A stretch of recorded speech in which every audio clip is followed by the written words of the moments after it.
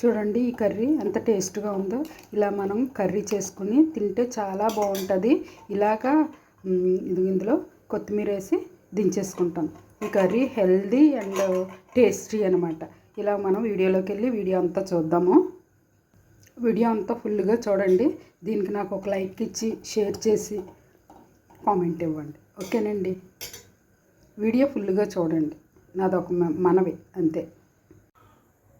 చూడండి ఈరోజు నేను ఏం కర్రీ చేసుకుంటున్నానో మీకు అర్థమై ఉంటుంది.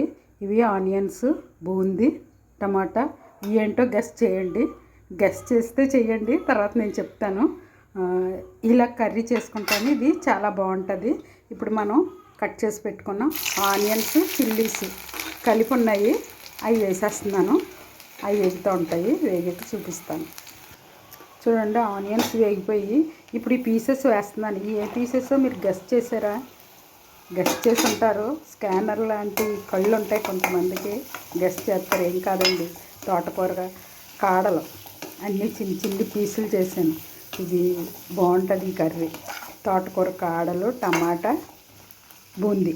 ఈ కర్రీ చాలా టేస్ట్గా ఉంటుంది. ఇలా చేసుకోండి మీరు కూడా. ఎందుకంటే తోటకూర లేతగా ఉన్నప్పుడు మనం ఆకులతో వేసేస్తాము.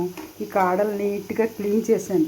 పీసులన్నీ తీసేసి, మనకి ఫైబర్ ఉంటుంది కదా, ఉట్టి తోటకూరలో వేస్తే ఎక్కువైపోద్ది. ఈ కాడలు విడిగా ఒక కర్రీ చేసేసుకోవచ్చు.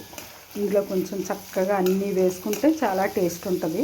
ఈ వేగాక మళ్ళీ చూపిస్తాను. చూడండి తోటకూర కాడలు కొంచెం మగ్గాయి. అందులో మనం సాల్ట్, కారం కూడా వేసేసుకున్నాము. అలాగే తర్వాత టమాటా పీసెస్ కూడా వేసేస్తున్నాను. ఇవన్నీ మగ్గాక మళ్ళీ ఏం చేయాలో చూపిస్తాను. చూడండి ఇది కర్రీ అంతా మగ్గిపోయింది కదా.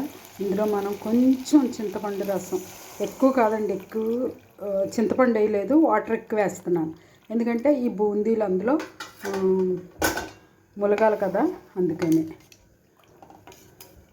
ఇదొక్క పొంగితే మనం బూందీ వేసేసుకోవచ్చు. చూడండి ఇది పొంగింది కదా. ఇప్పుడు మనం పెట్టుకున్న బూందీలు వేసేసుకోవచ్చు ఇలాగా. ఇవి వేసేసుకున్నాక ఒక్క తిప్పి ఆపేయడమే.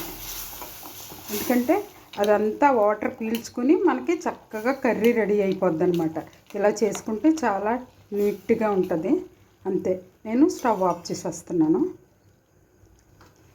చూడండి అంతే. అదొక పొంగింది కదా, ఆపేయడమే. స్టవ్ ఆపేసాను.